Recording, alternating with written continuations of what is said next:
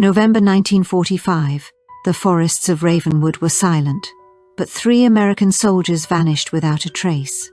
For 74 years, Tank 314 and its crew were missing, their fate unknown, a haunting mystery.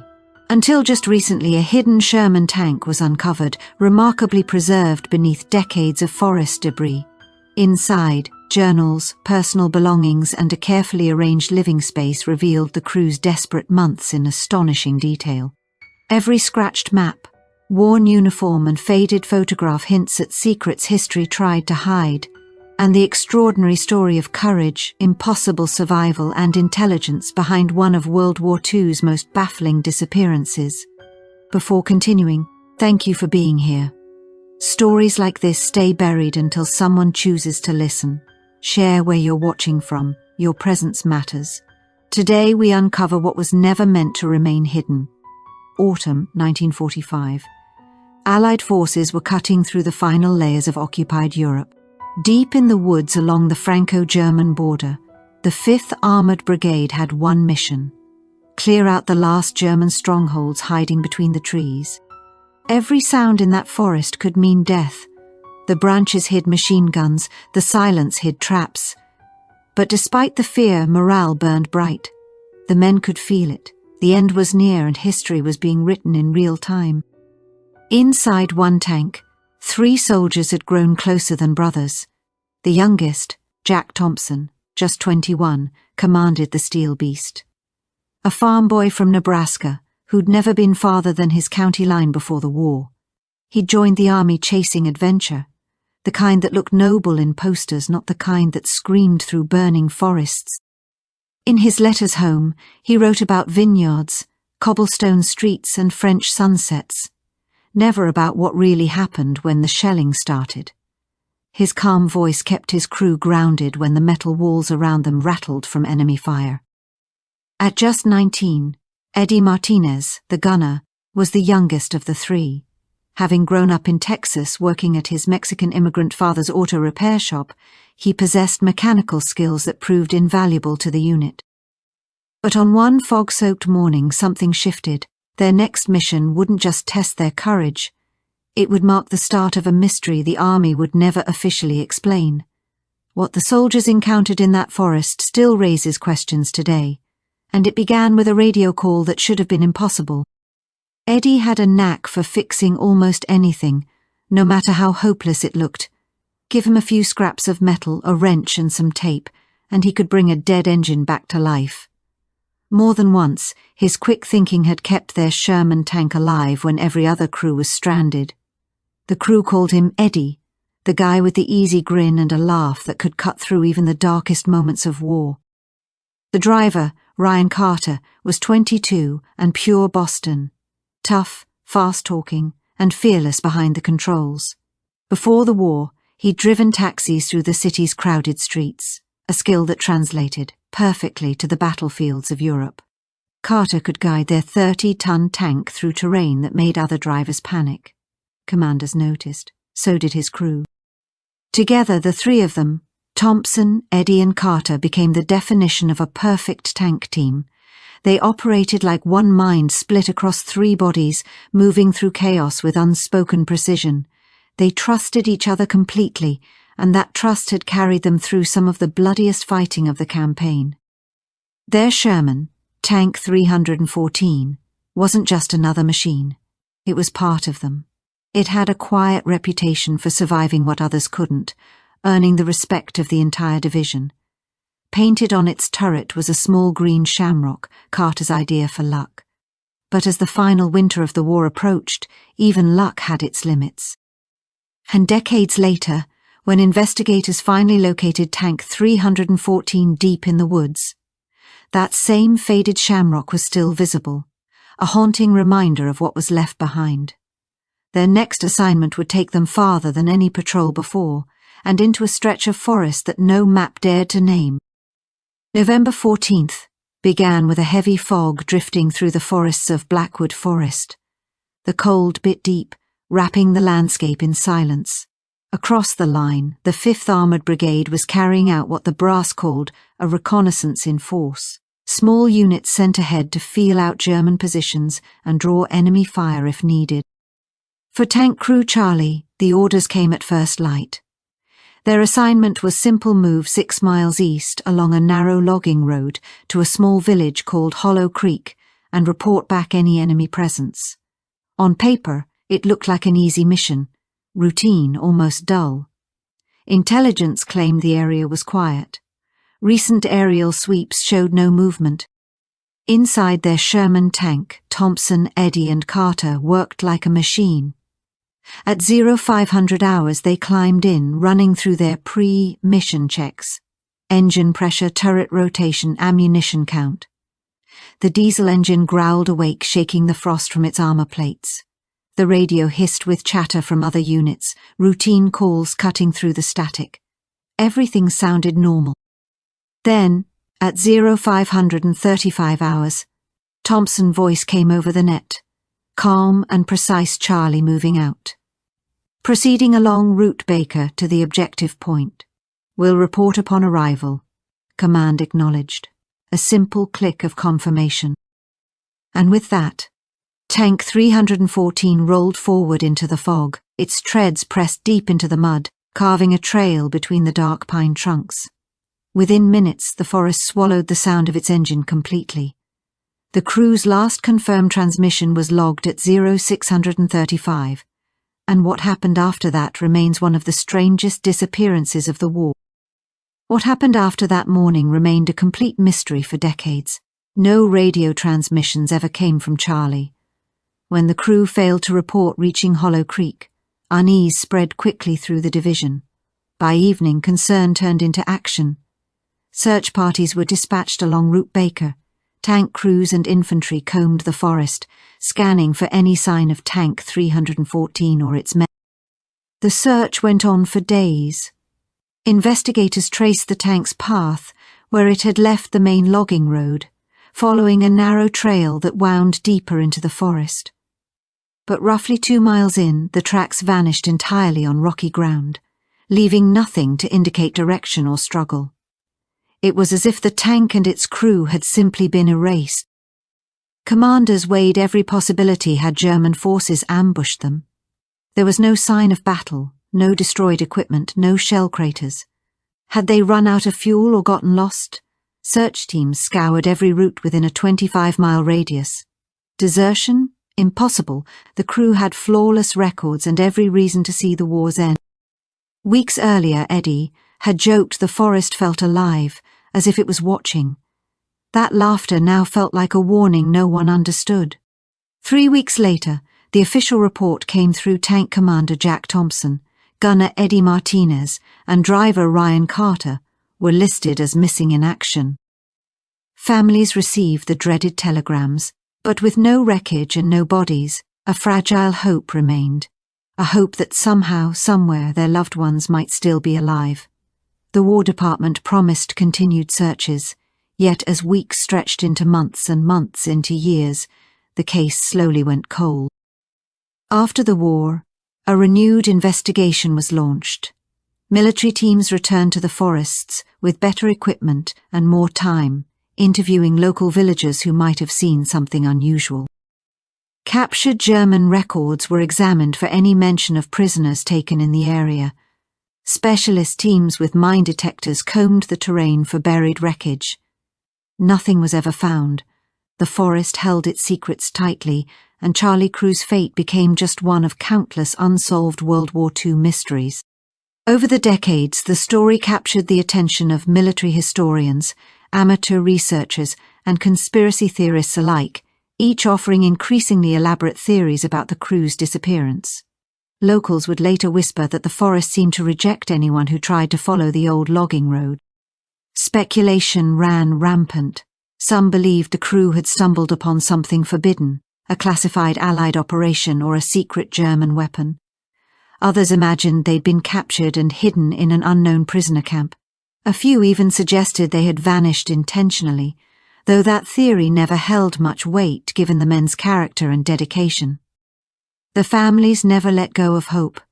Thompson's sister preserved his bedroom exactly as he'd left it until her death in 1978. Martinez's parents lit candles for their son every Sunday at their church for over 40 years. Carter's mother wrote to the War Department each year on the anniversary of his disappearance, pleading for any scrap of news. As the decades passed and the veterans of World War II dwindled, the story of Charlie Crew faded from public memory. It became a minor footnote in regimental histories, a brief mention in books cataloguing unsolved wartime disappearances. The forests of Blackwood Forest grew dense again. Nature reclaimed what war had scarred. Logging roads disappeared beneath underbrush, and trails once carved by armoured vehicles were swallowed by green. Yet somehow the forest remembered. Get the survival guide in the pinned comment. How to survive in the wild, protect your family, and never be forgotten. Deep within the forest, buried beneath decades of fallen leaves and thick moss, something had been waiting, silent, untouched and unseen. It was a secret that would finally answer the questions that had tormented 3 families and puzzled military historians for over 70 years. The discovery came from an unlikely source. In 2018, a French property developer named Louis Bertrand bought a large tract of forested land with plans to build a residential community. The land had remained largely untouched since the war, considered too remote and difficult for any serious use. But as urban areas expanded, the property became valuable enough to justify the effort of clearing it. Bertrand assembled a crew of local labourers to survey the property and carve out access roads. The work was grueling.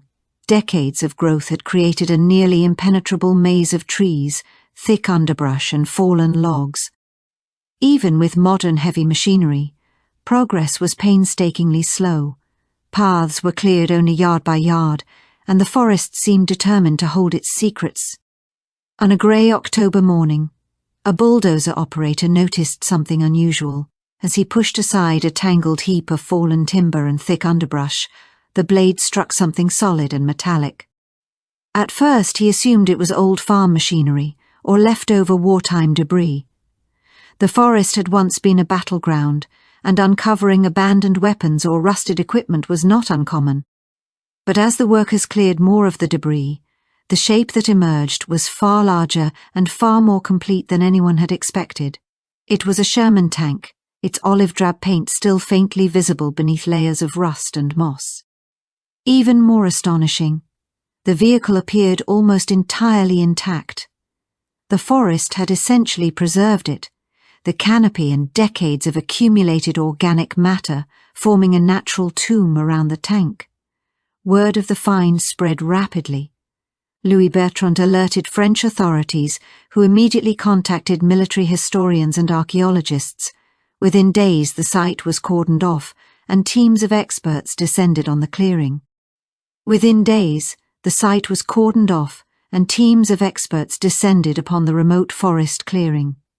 What they found would challenge everything historians thought they knew about tank warfare, survival, and the final months of World War II. Locals had long whispered that the forest never forgets, but no one imagined it was keeping a secret this big, and as the experts examined the tank, they realized what lay inside would rewrite the history of Charlie Crew's disappearance. What they uncovered would finally reveal how Tank 314 vanished, and why its story had remained hidden for more than 70 years. Imagine your grandparents' name fading from memory. That could be any family. These 3 could have been theirs. Subscribe now and help make sure the truth is remembered, not lost. One click keeps their story from disappearing again. The Sherman tank rested in what looked like a natural dip in the forest floor, but closer inspection suggested it had been deliberately placed. Its front sloped downward, yet the vehicle remained astonishingly well preserved. Decades of fallen leaves, pine needles and forest debris had formed a protective layer shielding it from the worst of weather and decay. Dr. Helen Prescott, a military archaeologist from the University of Strasbourg, led the initial investigation. Her team worked methodically, photographing every angle and scanning the surrounding ground with radar to locate any additional artifacts or remains before touching a thing. The first startling realization came when they analyzed the tank's placement. This was not a simple breakdown or abandoned vehicle. Tank 314 had been deliberately positioned, with clear fields of fire in multiple directions. Fragments of camouflage netting, now decayed into threads, clung stubbornly to the turret and hull. Someone had invested significant effort into hiding this Sherman, converting it into a prepared fighting position, a calculated defensive emplacement that hinted at careful planning long ago. And as the archaeologists continued their survey, they realized what lay inside the tank would answer questions that had baffled historians for decades. The fate of Charlie Crew and the true story of Tank 314 was finally about to be uncovered. Even more astonishing was the condition of Tank 314 itself. Despite decades buried in the forest, many of its systems were remarkably intact.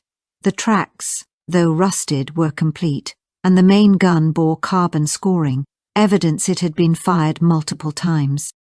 When the experts finally opened the crew hatches, the interior revealed a story no one had expected. Rather than signs of battle or abandonment, the compartment was organized and lived in. Personal belongings filled every available space. Photographs of family members were taped to the walls. In one corner, a small cooking stove, clearly improvised from spare parts, sat alongside empty food cans. Blankets and sleeping bags were arranged in the crew positions, suggesting the men had been living inside the tank for weeks, possibly months.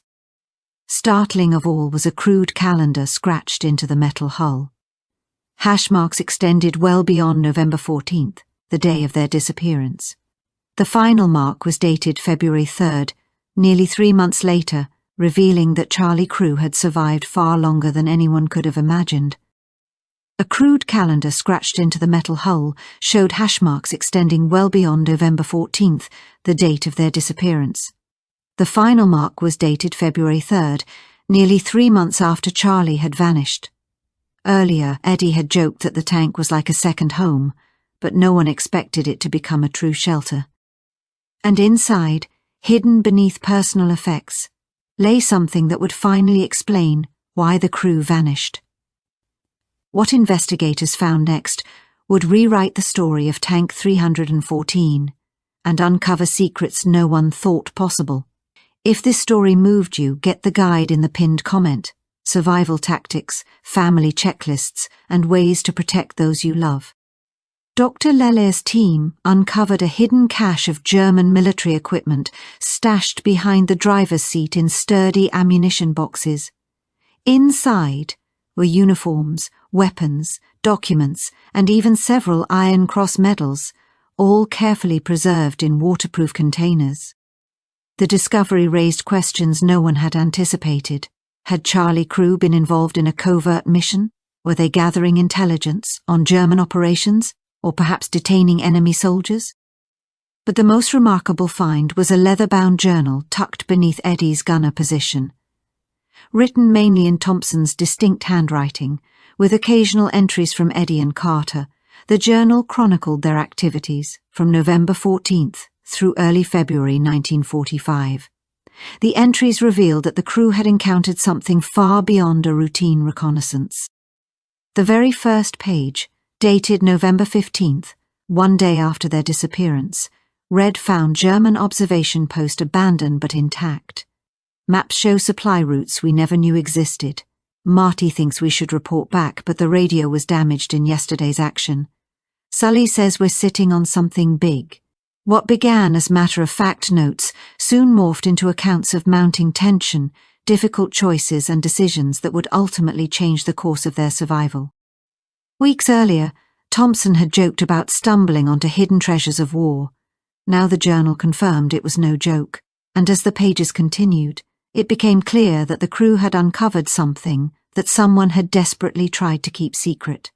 The journal would guide investigators into a truth that had been buried for decades, revealing why Tank 314 and its crew had vanished. By November 17th, the journal offered a clearer picture of their situation, captured 2 German deserters trying to steal our rations. They speak decent English. Told us about a supply depot hidden in a valley 2 clicks north. Major weapons cache, fuel, medical supplies. Command would want to know, but still no radio contact. Decided to investigate ourselves. Though Thompson wrote with confidence, subtle hints suggested the crew felt the weight of isolation.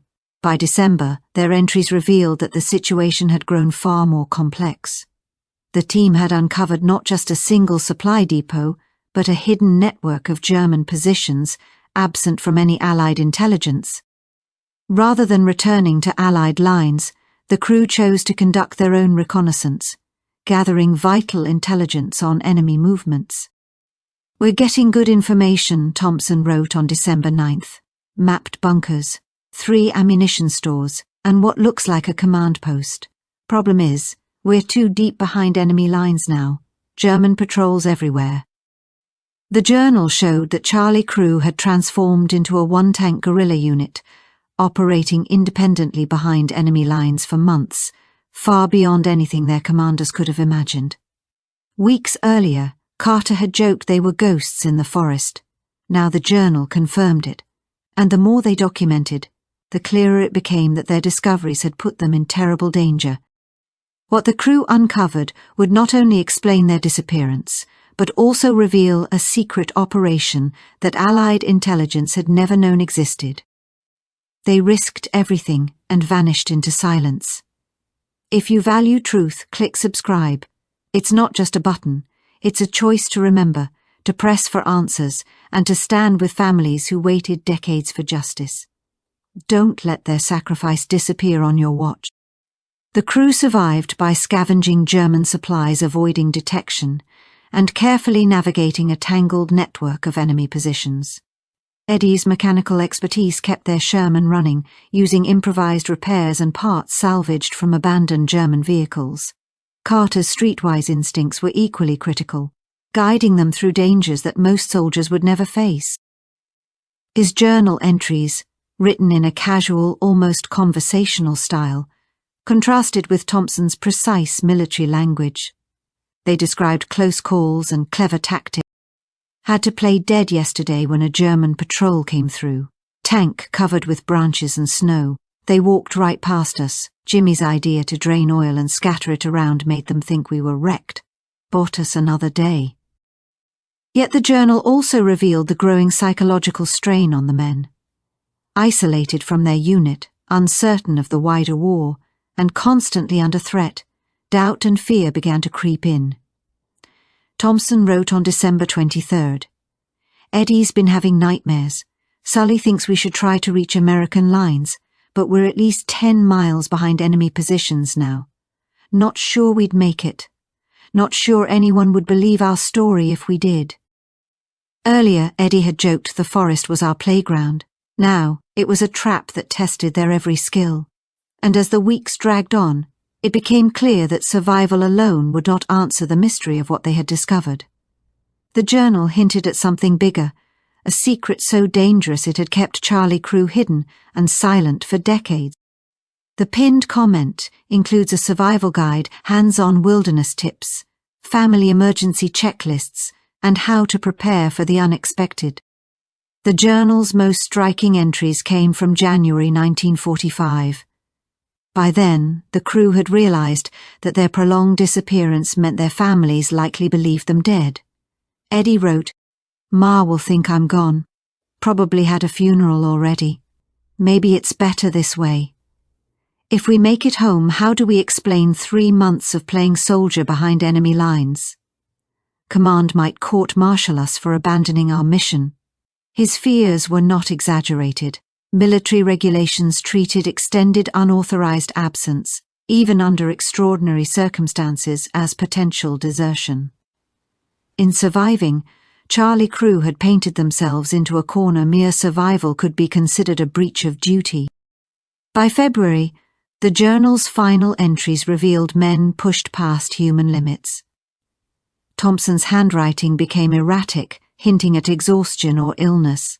Marty's fever getting worse, no medical supplies left. Sully thinks he can get us through German lines, but Marty's in no shape to travel. Tank running on fumes and prayers. Earlier jokes about playing soldier now rang hollow in the face of sickness and desperation. The journal hinted that the crew's final days were a harrowing test of endurance. But the full story of what happened inside Tank 314 was still hidden. What investigators would uncover next would finally reveal how Charlie Crew survived, and what ultimate secret had kept them silent for decades. The final journal entry, dated February 3rd, was written in Martinez's unsteady hand. Bobby and Sully went to find medical help, said they'd be back by tomorrow night. Been 4 days now. Tank won't start. Getting cold. If anyone finds this, tell our families we tried to do right. Tell them we never stopped fighting. The words stopped abruptly, leaving Eddie Martinez's fate unknown. Dr. Lele's team intensified their search around the tank. If Martinez had perished inside or near the vehicle, his remains might still be recoverable. If Thompson and Carter had ventured out for help, there could be clues marking their final steps. The forest had already concealed one extraordinary secret, Tank 314, but perhaps it still held others. These boys never got a proper goodbye. If we don't act, the world moves on and their courage vanishes with it. Subscribe and join a community that refuses to let their story be erased. Your subscription is a small promise to honor them. Using metal detectors and ground-penetrating radar, the team expanded their search in ever-widening circles around Tank 314. What they found revealed a far more intricate story of Charlie Crew's final months. Scattered throughout the area were remnants of what appeared to be a sophisticated camouflaged camp, hidden supply caches, concealed observation posts, and carefully constructed shelters suggested that Thompson, Martinez, and Carter had established an entire covert operation deep in the forest. The discovery of multiple German helmets buried in a shallow grave just 20 yards from the tank raised further questions. These were not merely captured supplies. Many of the helmets bore signs of battle damage, evidence of direct engagement with enemy forces. Dr. Lele's team realized they were not simply excavating an abandoned tank, they were uncovering proof of a secret war within the war. 10 days into the expanded search, ground-penetrating radar picked up an anomaly beneath a tangle of fallen logs approximately 70 meters north of the tank. Months earlier, the crew's journal hinted at confrontations and ambushes that seemed impossible for a single tank. Now the forest was confirming it. The anomaly hinted at something buried long ago, something that could finally explain the fate of Charlie Crew. What lay beneath the logs would reveal the last hidden chapter of Tank 314's story.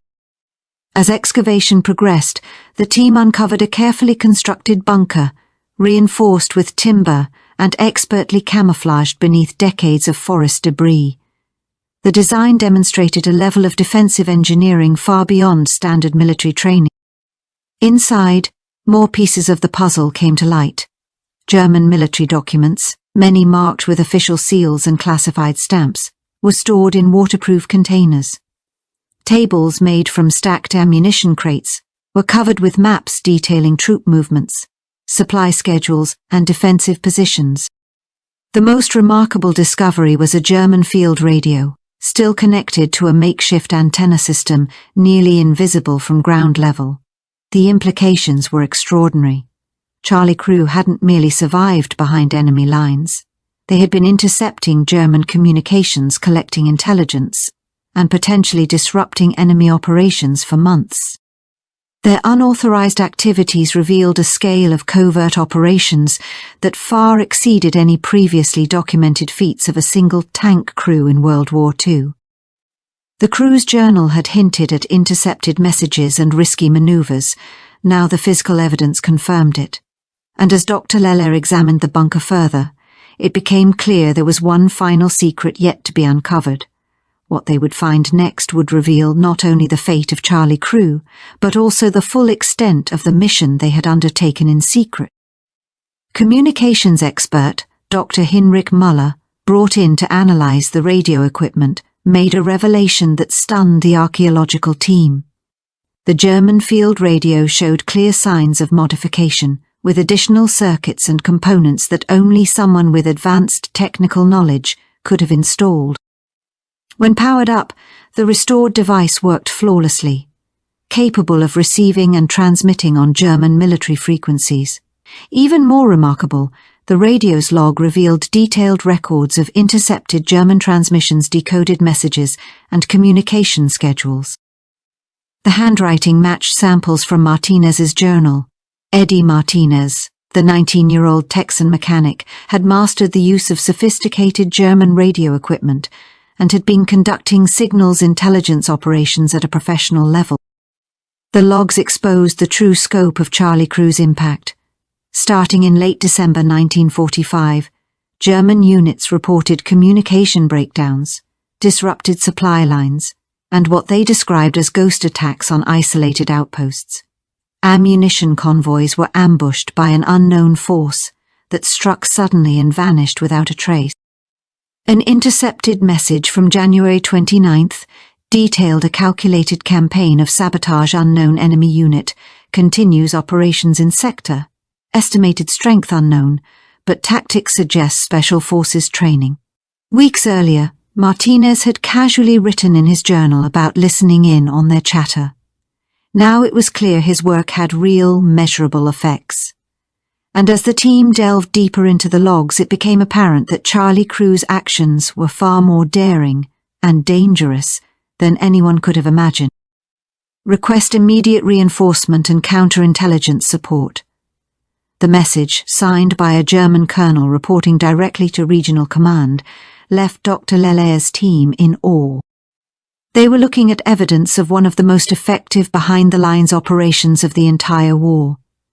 3 young American soldiers, operating without support or authorization, had created such disruption that German command believed they were confronting a special forces unit. The psychological toll on enemy morale had been profound. Yet the crew's ultimate fate remained a mystery. The journal ended abruptly in February 1945, and despite exhaustive searches, no human remains had been found in or around Tank 314. Dr. Lelaire expanded the search radius, concentrating on areas that might indicate the path Thompson and Carter had taken when leaving to seek medical aid for Eddie. The breakthrough came from an unexpected source.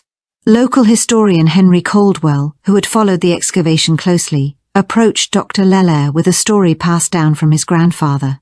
During the war, the elder Henry had been an active member of the French resistance, operating in the very forest where the tank had been hidden.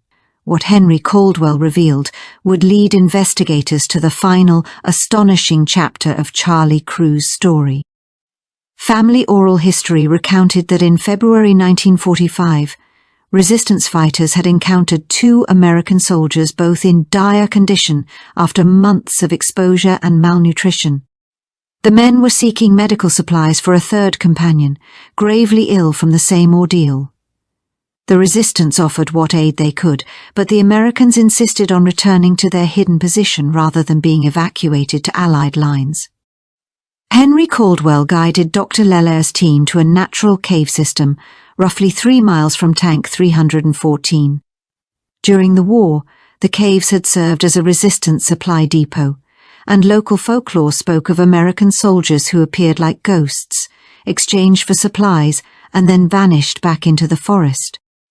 The cave network was extensive, carved by underground streams over millennia. In the deepest chamber, the team uncovered their most profound discovery. Carved into the limestone wall, obscured by decades of mineral buildup, were 3 names and dates. Jack Thompson, November 2nd, 1923, March 18th, 1945. Ryan Carter, April 5th, 1922, March 17th, 1945. Eddie Martinez, January 11th, 1925. March 8th. The crew's journal had ended abruptly in February, and now the cave provided the missing final chapter. The carved names confirmed their deaths, but how they had lived, fought, and disappeared for months remained a story that would astonish the world. What investigators uncovered here not only solved the mystery of Charlie Crew, but revealed the remarkable lengths 3 young soldiers went to survive behind enemy lines. Beneath the carved names in Thompson's unmistakable handwriting was a final message: we did our duty as we understood it. Tell our families we never stopped believing in what we were fighting for. Tell them we came home together. Dated March 18, 1945, it suggested Thompson had survived long enough to leave this tribute to his fallen crewmates and himself. Yet the cave held one last secret. Hidden behind loose stones in a natural alcove, the team uncovered a metal ammunition box containing personal effects and a final letter. Addressed to whoever finds this, it was written on German stationery, Thompson's hand growing weaker with each line. The letter recounted their final days in heart-rending detail. Martinez had died of pneumonia on March 8th. Despite Thompson and Carter's desperate efforts, they had buried him in a secret location, marked only in a way that someone who knew Eddie Martinez personally could recognize. Carter had succumbed to exhaustion and exposure on March 17th, dying in Thompson's arms as they tried to reach Allied lines. Thompson himself was near death when he wrote the letter, yet his words reflected no regret, only pride and devotion to the choices they had made. We found something worth fighting for in these woods, not just in stopping the Germans, but in proving to ourselves that we could make a difference.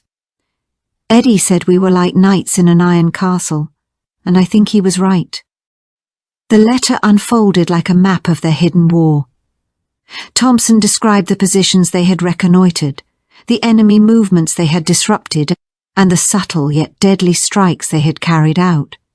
Over the months they had intercepted countless German communications, sabotaged supply convoys, and struck at enemy patrols with a precision that seemed almost impossible for 3 men in a single tank.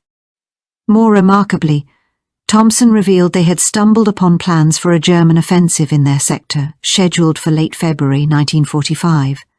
Through careful observation, intercepted messages, and audacious strikes, Charlie Crew had unwittingly altered the course of events, preventing what might have been a devastating counterattack. Command never knew what we uncovered, but perhaps it doesn't matter. We stopped something terrible from happening.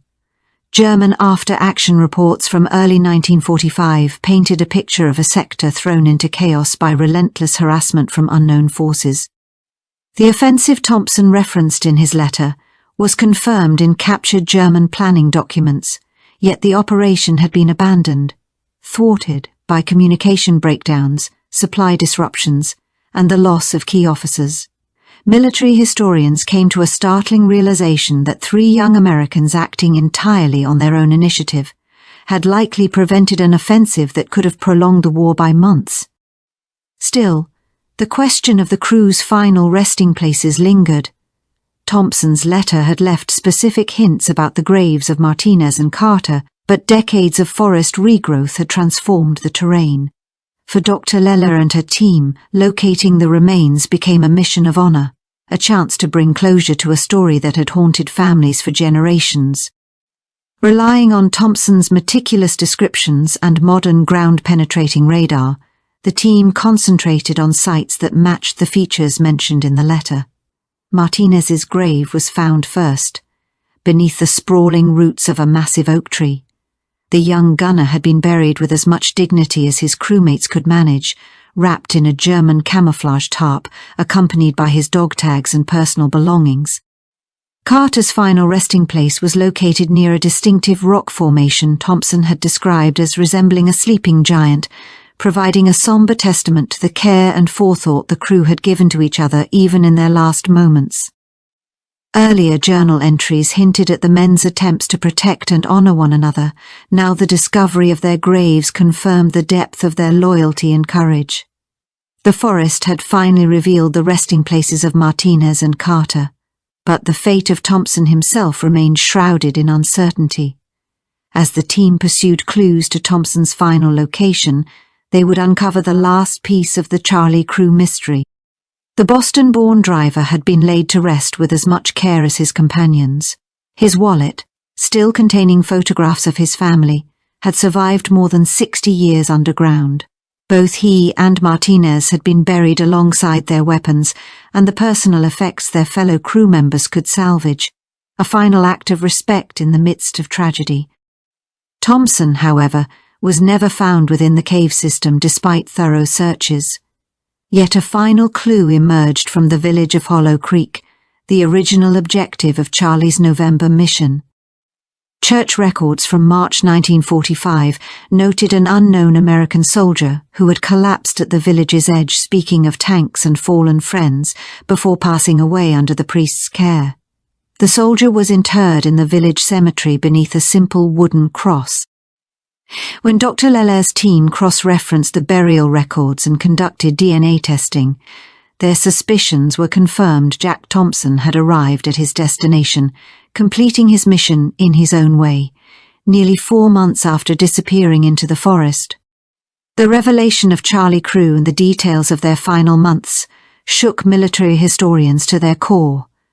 Here was concrete evidence that ordinary young soldiers, when faced with extraordinary circumstances, could accomplish feats on par with elite special forces units. The psychological impact of their operations had reverberated all the way to German high command, exposing vulnerabilities and raising difficult questions about military oversight and the consequences of acting without authorization. Yet, beyond protocol and procedure, the story was ultimately one of heroism and ingenuity. Had Thompson, Martinez, and Carter survived to be found, they might have faced court-martial for leaving their assigned mission and conducting operations independently behind enemy lines. Their deaths, however, had transformed them into accidental heroes, celebrated rather than condemned. For the families of Charlie, the decades-long uncertainty finally ended. Thompson's sister, who had passed still holding out hope, had left precise instructions in case news of her brother emerged. Martinez's relatives travelled from Texas to France to attend a memorial service at the site of the discovery. Carter's nephew, now in his 60s, wept as he was shown the photographs his uncle had carried through the war. Evidence had built a picture of courage, loyalty, and sacrifice that spanned decades. While the families could now grieve and honour the men properly, the full impact of Charlie Crew's secret, operations would continue to challenge what historians thought they knew about the war. Military authorities faced a delicate challenge: how to honour 3 soldiers whose bravery had emerged from actions that technically counted as desertion. The unauthorized nature of their mission complicated efforts to award medals posthumously, yet overwhelming public interest and irrefutable historical evidence eventually secured recognition for their extraordinary service. The French government declared the site of the tank's discovery a memorial, dedicated not only to Charlie Crew, but to all soldiers who went missing in action during World War II. The Sherman tank itself was carefully extracted from the forest, restored to museum-quality condition, and placed at the heart of an exhibit celebrating both the human cost of war and the remarkable courage of ordinary people. Dr. Lelaire's comprehensive report on the discovery spanned over 700 pages, detailing every aspect of the crew's story. She concluded with a reflection that captured the essence of their legacy. History is not always made by generals or politicians. Sometimes it is shaped by those who refuse to give up, by people who keep fighting even when the world has forgotten they exist. The decades-long mystery that had haunted families and confounded historians was finally resolved. But beyond closure, Charlie's story revealed a profound truth about courage, duty, and the consequences of doing what seems right in impossible circumstances. For more than 50 years, the forest had hidden its secret. The restoration of Tank 314 uncovered secrets long buried beneath decades of rust and forest debris. As museum specialists carefully cleaned and preserved the Sherman, they realized the tank bore modifications that would have impressed even professional engineers. Eddie Martinez had effectively rebuilt major systems using parts scavenged from German vehicles, crafting hybrid mechanisms that kept the tank operational far beyond what its original design allowed. The engine compartment alone revealed at least 7 separate repairs, each more inventive than the last. German fuel pumps had been adapted to run on American systems, enemy radio components integrated into their communications setup, and the main gun modified with German ammunition handling tools to boost its firing rate dramatically. Museum director François Dumont described the ingenuity as nothing short of revolutionary. These young men, with limited tools and spare parts, essentially created a new type of fighting vehicle. Their work demonstrates mechanical brilliance and sheer determination that would challenge modern engineers. Even more striking were the tank's armor plates, hidden beneath layers of camouflage paint and decades of grime. Experts discovered dozens of impact marks from German anti-tank weapons, a silent testament to the fierce battles Charlie crew had survived. From journal entries to their improvised repairs, every discovery reinforced the ingenuity and bravery of Thompson, Eddy, and Carter. Despite surviving multiple engagements, the full story of how Tank 314 remained hidden for more than 70 years had yet to be fully pieced together. As the restoration continued, each layer of rust removed revealed not only technical brilliance, but also a story of survival, perseverance, and the extraordinary resourcefulness of 3 young soldiers. Charlie's mission had gone far beyond simple reconnaissance or sabotage.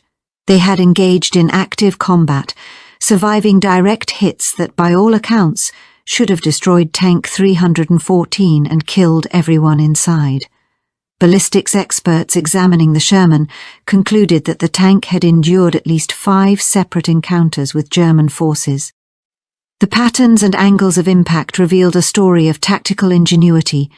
Thompson had used terrain, maneuvering, and clever positioning to absorb blows while keeping the tank offensively effective. Military analysts later described these maneuvers as some of the most skillful tank warfare ever documented. Meanwhile, the German documents recovered from Charlie's hidden bunker were eventually declassified, offering historians a rare window into the crew's intelligence operation. The papers detailed German defensive positions across a 20-mile front, showing that Charlie had gathered information that would have been invaluable to Allied commanders preparing for the final push into Germany. From improvised repairs to covert reconnaissance, every action of Charlie now reflected a level of skill and daring previously unrecognized. Yet, even with this newfound evidence, questions lingered. How had 3 young soldiers managed to stay hidden, fight, and survive behind enemy lines for months without support? As historians continued to study the documents, more pieces of the puzzle began to emerge, hinting at an even deeper story of strategy, survival, and extraordinary courage. Even more unsettling was the revelation that Charlie had stumbled upon evidence of German war crimes in their sector. Among the captured documents were detailed orders for the execution of French civilians suspected of aiding the resistance. Thompson had meticulously copied these papers, seemingly preparing to deliver them to Allied command upon their return. His dedication to justice had extended far beyond the scope of a standard reconnaissance mission. 3 young men from rural America had disappeared into the fog of war and emerged as legends. Thompson, Eddy, and Carter demonstrated that true heroism isn't dictated by medals or official orders. It comes from ordinary people who refuse to give up, even when the odds are insurmountable. From improvised tank repairs to covert intelligence operations and acts of moral courage, every step Charlie took reshaped the story of the war in that forest. Their deeds would remain largely unknown for decades. But the forest had finally revealed its secrets, leaving historians and families alike to grapple with the full scope of what 3 men had accomplished. And even as museums and memorials now honor their bravery, the story of Charlie continues to inspire, reminding us that courage can thrive in the shadows, far from the eyes of those who think history has already been written. Imagine your grandparents' name fading from memory. That could be any family. These 3 could have been theirs. Subscribe now and help make sure the truth is remembered, not lost. One click keeps their story from disappearing again.